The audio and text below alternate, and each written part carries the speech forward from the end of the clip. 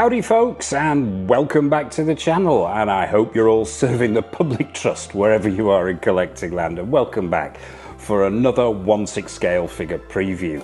Well, not one figure but two figures. Hot Toys seem to have gone crazy at the Hong Kong Comics Animation and Video Game Festival and dropped a raft of new 1/6 scale figures on us, and these are included, and what we are looking at today is their 1/6 scale take on Robocop and Robocain from the 1990 Irvin Kersher directed sequel to Robocop, Robocop 2. But before we dive in, I would like to send the usual massive shout out to everyone who supported the channel, and please drop a like on this preview as it helps other people find Go Figure. And if you haven't already, be sure to hit that subscribe button and bell notification icon so you're not missing any of the 1/6 scale reviews, previews, showcases, tour videos, and all the general stuff that's coming up. So let's dive in and have a look at what they're giving us. And I'm going to say from the get-go though, Robocop 2 is not my favourite Robocop movie. It's always going to be the first film. The first is always the best as far as I'm concerned. It should have been a winning combination, even though Paul Verhoeven took a step back, and it looked like he took his satire with him when he took that step back from the sequel. But you got Irvin Kersher on board as the director, who was fresh off the back of possibly making one of the greatest Star Wars movies ever made, in my opinion, The Empire Strikes Back. So it should have been a winning combo, but unfortunately it fell a bit flat. The action scenes are great, in my opinion, but it lacked that edge that the first film had. But still a country mile ahead of some of the dross that followed. But yeah, that's enough of my Robo ramblings. Let's have a look at what Hot Toys are giving us. First shot, we'll start with Robo. Now, Hot Toys are past masters at Robocop, so there really shouldn't be any issues here. They've done him on numerous occasions. I think the most recent one was the Robocop 3 with the jetpack. But we've had a slew of stuff from the original movie, including the mechanical chair. We've had figures of Murphy. We've just had tons of stuff. So really, Hot Toys should be nailing this on. But let's take a look at the first shot. And yeah, the archetypal pose there, gun raised, and the first thing that strikes me here, apart from the excellent photography, is the paint job. Now. The suit itself didn't dramatically alter from the first film, from the sequel.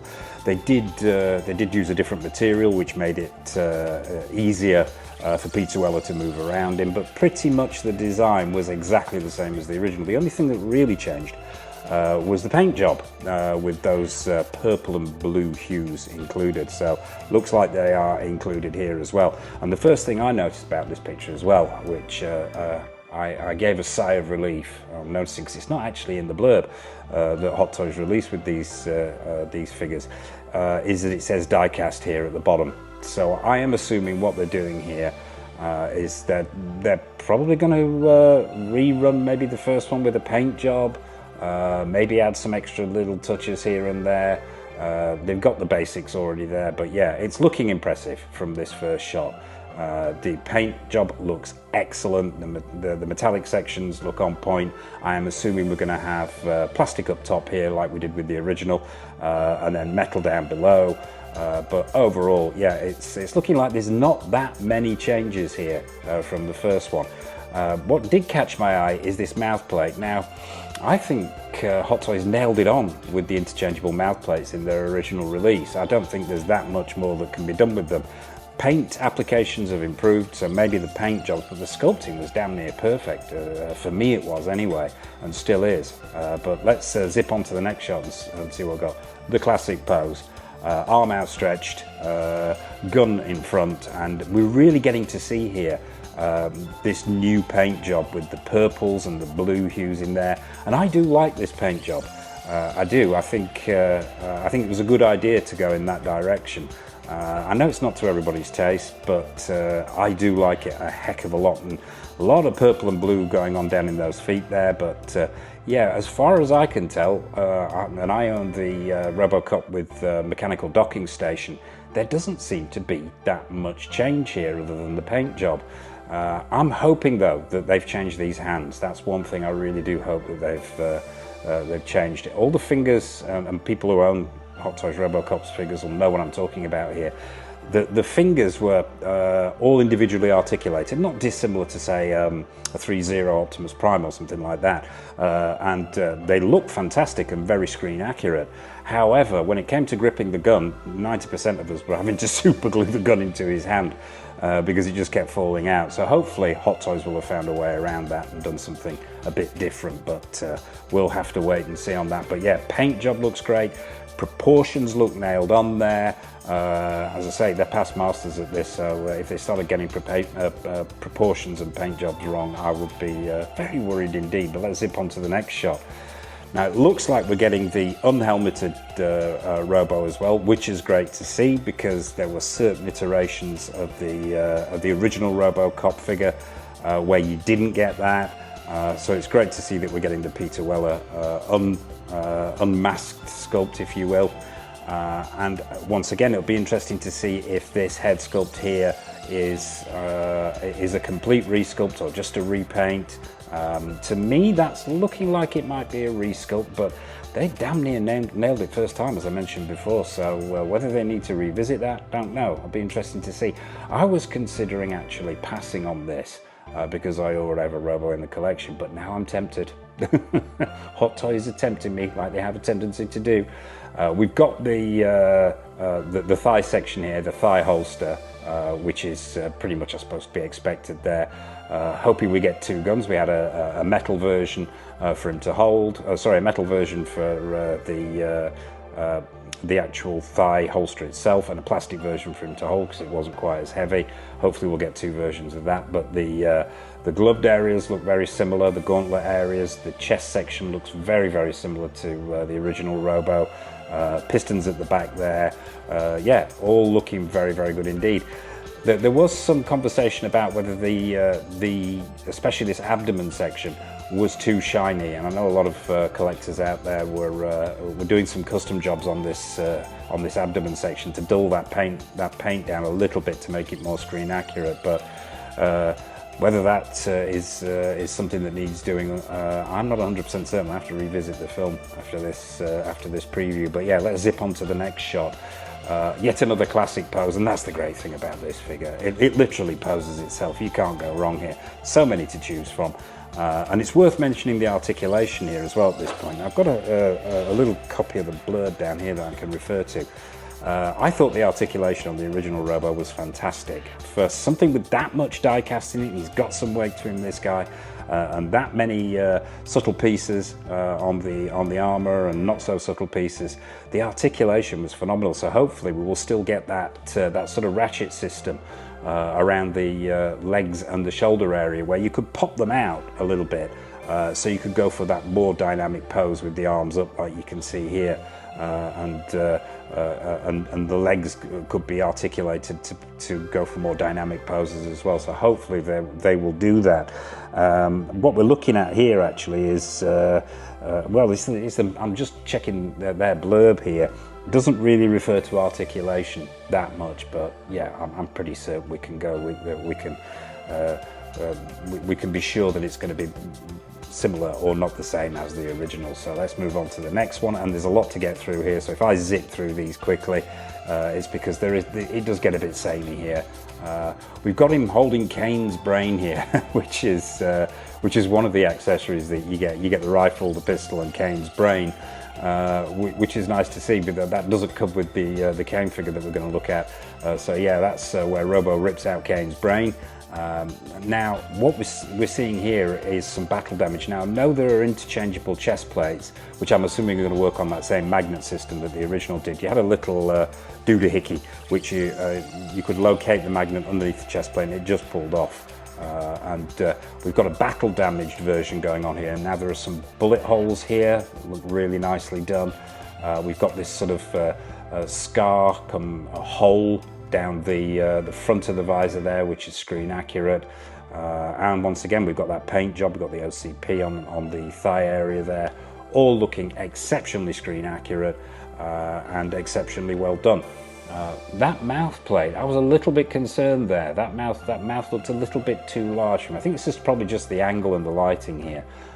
So I'm assuming they've revisited the faceplates as we mentioned before, but that just looked a little bit more Judge Dredd than Robocop to me, but I think that's probably the lighting. So let's zip on to the next shot.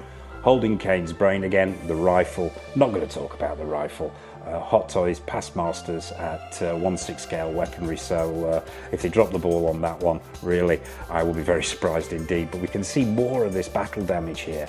We've got that dint in the chest area there, more of these bullet holes going on and the scratches, and once again that scratch on the helmet there. So I'm assuming we're going to get a replaceable visor section to the helmet. Battle damaged, unbattle damaged, and obviously the same goes for the torso section as well. And once again, Holding Kane's brain, which does look rather good, I have to admit. On to the next, classic pose again. That speaks for itself. Nothing really of note there, other than I'm trying to get a closer look at these hands, because these hands have always been a niggle with me over the years, and I've wanted to see a different solution. So, but can't really tell there whether they've gone with that same multi-jointed hand that they did in the original, or whether they've come up with a new idea. But he seems to be gripping the gun quite well there. So on to the next. Once again, another one Holding Kane's brain. Once again, light playing beautifully off this off this suit. And the yeah, just very, very nice indeed. That dint looks very, very well sculpted. On to the next, another one Holding the brain there, closer up this time. Really get to see that battle damage close up there, and we really get to see the detailing on the armor. And it doesn't look, as I said before, like there's any huge changes here, but I suspect we are looking at a resculpted and repainted set of mouth plates. So on to the next, Holding the rifle, and yeah, we've definitely got swap out mouth plates here. We've got more of the gritted teeth version going on here. The rifle itself, as I said, not worth mentioning there. It looks absolutely screen accurate and on point to me. Zip on to the next one, gripping the gun here. And this gives us an idea that the articulation, as I said, is pretty much in keeping with the previous one. You've got the hoops on the shoulders there, proportionally looking good. It looks like that, because that little gap there, I'm suspecting we do have that same pop out at the shoulders function thing going on there, which, as I say, is great to see. Zip on to the next one, close up of the head and the torso here, the upper torso, and another one of the. And now I'm not 100% certain these mouth plates, to be honest with you. I mean, it's probably the lighting, and it's probably me, and probably the fact that I think Hot Toys have nailed it in the past, but looks slightly different there. I'm not 100% certain there on that one, but once again, could be the lighting on this. So zipping on to the next one. Now that is simply superb. Now, as I say, I don't own a Robocop that has the unhelmeted head sculpt on it, so obviously we're getting this as a swap out, which is great to see. But that looks to me like a resculpt. It looks like they've gone back to the drawing board, but I could be wrong.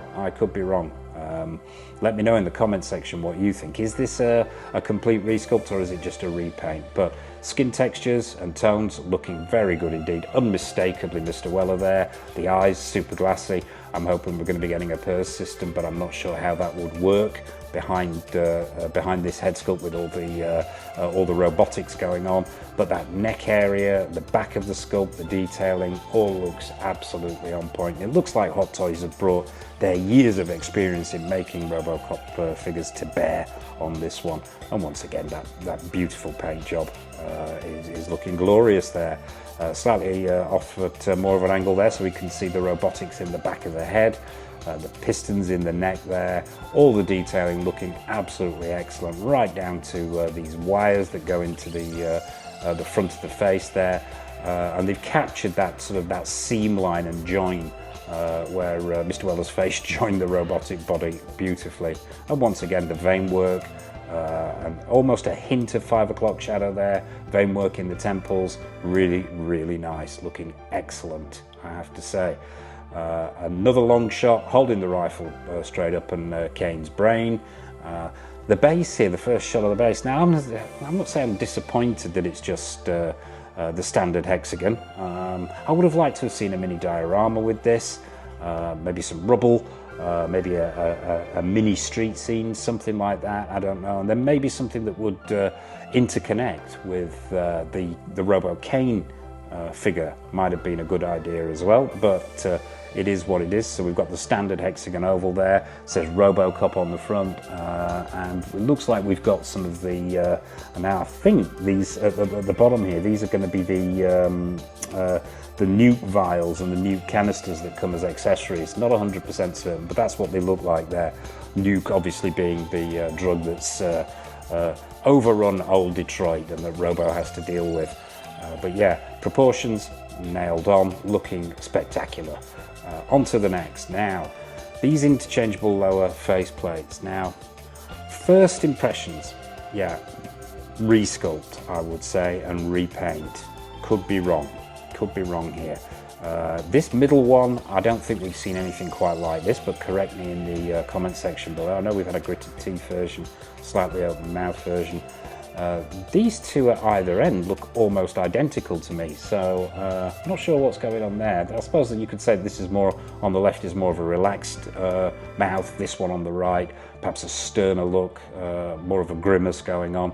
But either way, sculpt and paint applications look very good, but I will reserve judgment on those until I get it in hand and I can have a close-up look at them, because it looks like Mr. Go Figure is going to go all in with this one. So yeah, that's the let's have a quick close look at that sort of laser burn. That's looking very good with the blue paint applications on the side there as well. So on to the next. Yeah, articulated holster and the die-cast pistol to go in there. Great to see they've included that, and I'm assuming they're going to be including the plastic one for him to hold. And the legs look really, really well painted.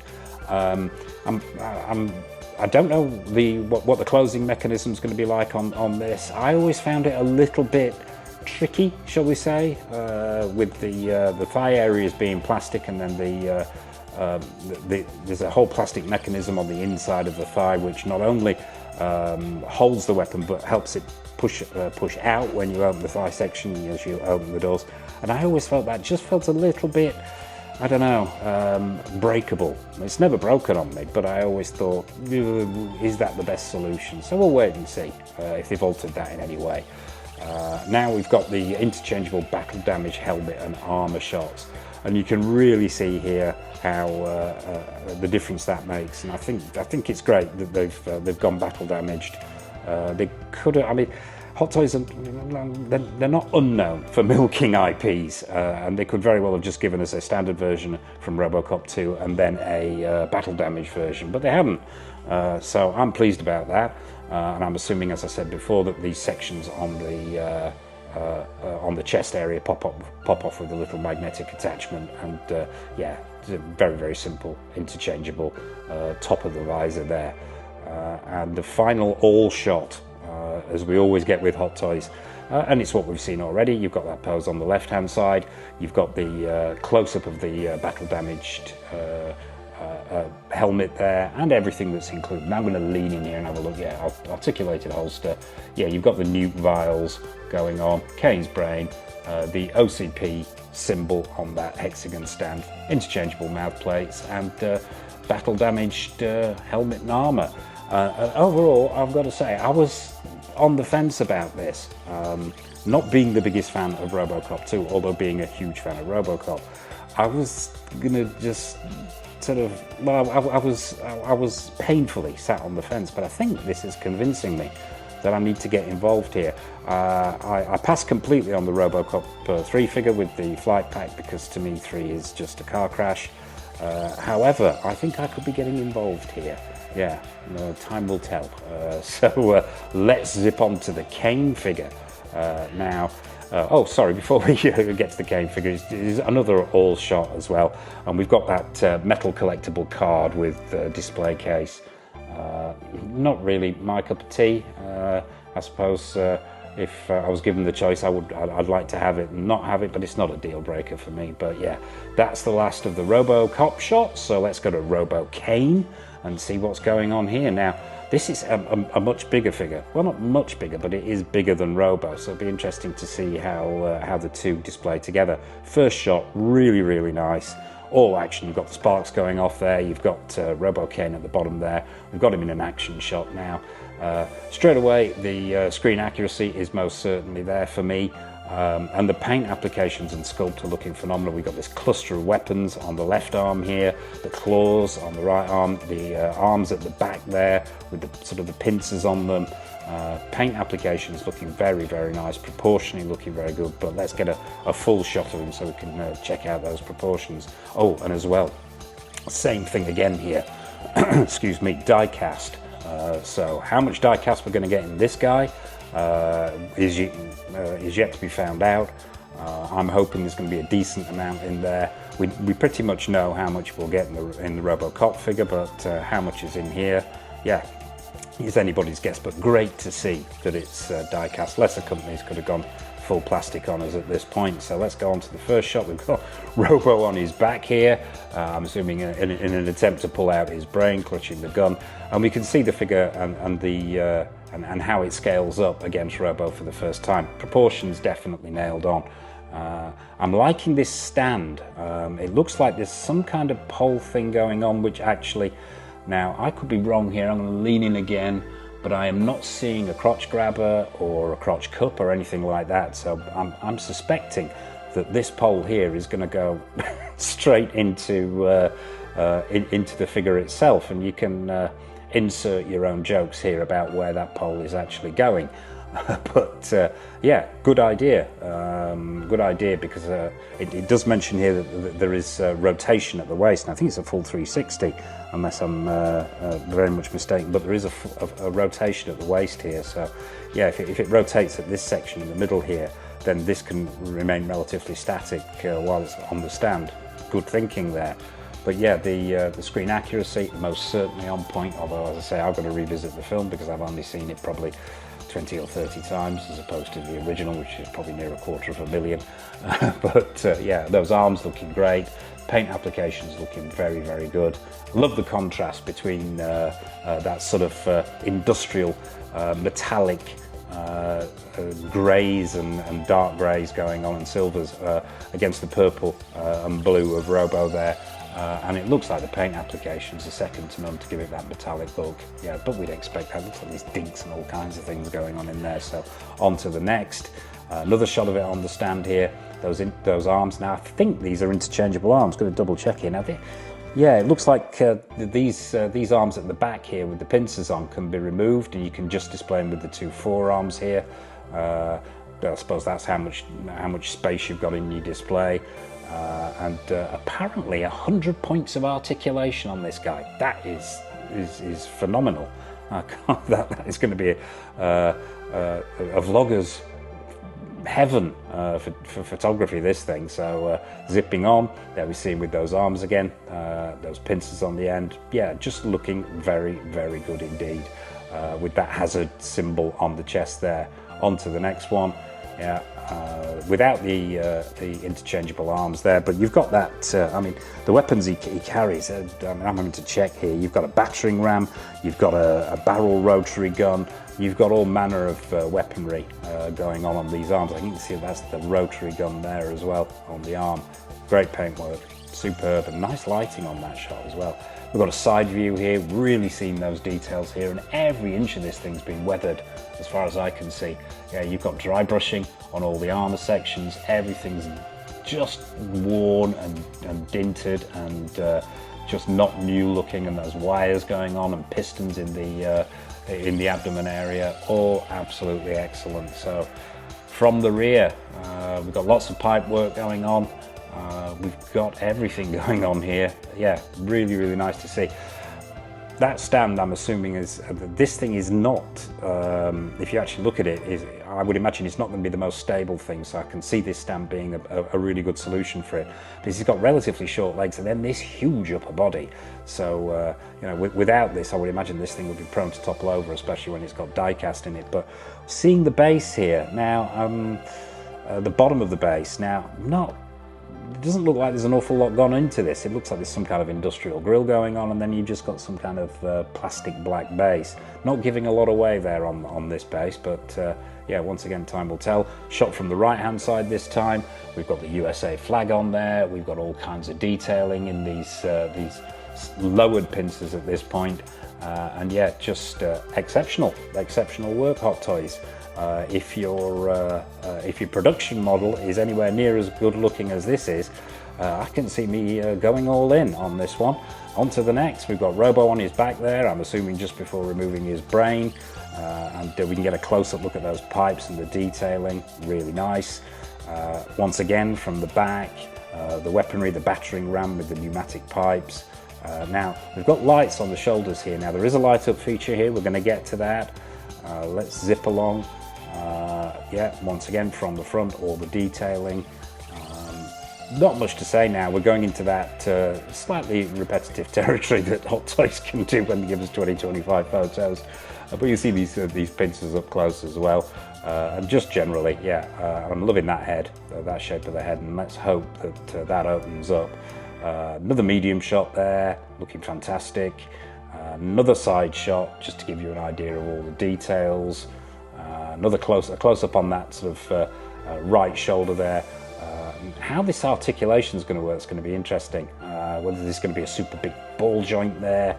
I'm assuming we're going to get all kinds of things. With 100 points of articulation, I'm assuming we get ball joints, ratchet joints, and all manner of things going on. But even down to the red detailing on the chest area there and on the helmet, very nice attention to detail, Hot Toys. This shot giving us an idea of the scale. So Robocain's coming in at approximately 40 centimeters. I'm assuming Robo is going to be the standard size. Those proportions look on point to me. They look movie accurate. I think these two are going to display really, really well together. And as I say, I think Mr. Go Figure is sold here. Could be an all-in. So a close-up on on some of the details here. Now, there's an openable hatch door on the chest, as it says, and you've got the nuke vial there that you can put in, which I'm assuming is going to be sculpted plastic. So you can have that open with the nuke vial there, or have it closed. Really nicely done. That, yeah, and a nice little feature thrown in, and attachable shoulder cannon. So that cannon on the shoulder there comes off. Interesting to see how they've attached that. Is that magnetic? Is that some kind of clip? Once again, we will find out. Another couple of shots here of the mechanical arms that you can either have attached or not attached. Once again, I would love to have those on there, but it's down to space in the display. Moving on. Now, this is what we've... This is what I really, really wanted to see, and I'm so glad Hot Toys have included it. The mask opens, and we have got that screen inside. Now, in there, and this is part of the light up feature, so I'm assuming that shoulder section's going to light up because it looked lit up to me, and this screen on the inside of the head's going to light up as well, with a picture of Tom Noonan backlit, which looks like it's a still image from the movie. They lifted it directly from the movie. Excellent touch there. Really, really liking that.